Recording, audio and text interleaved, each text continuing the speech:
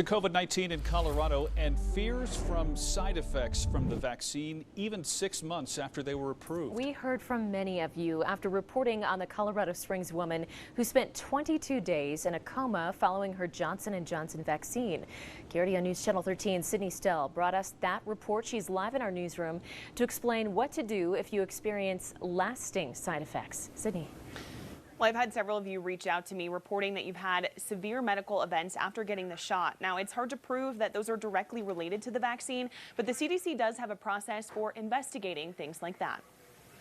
We have to be really careful not to attribute things just because they happened in the same time frame or something like that. Hearing loss, blood clots, strokes. People have come forward reporting all kinds of severe reactions after getting the COVID-19 vaccine. But the big question, how does someone find out if it's a coincidence or a direct result of getting that shot? The best thing you can do is keep in touch with your doctor. They're required by law to report possible vaccine reactions.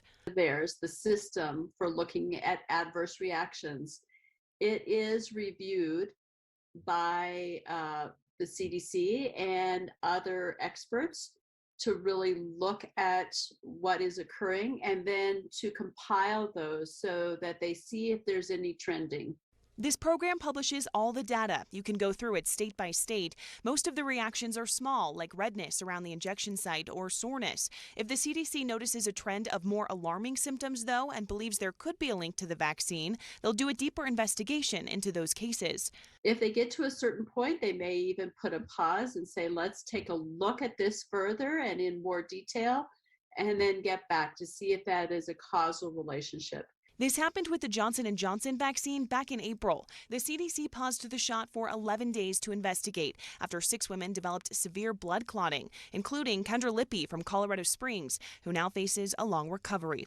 Officials are warning you to be careful, though, when you hear stories like that. They're more convincing than data and numbers, and they can paint an inaccurate picture of the risk behind getting the shot.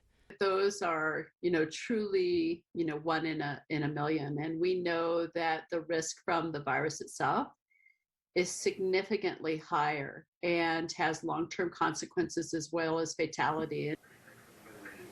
Now, Dr. Johnson recommends reaching out to your doctor if you're still hesitant to get the vaccine to get a more accurate idea of your risk. Reporting from our newsroom, I'm Sydney Stell, KRDO News Channel 13.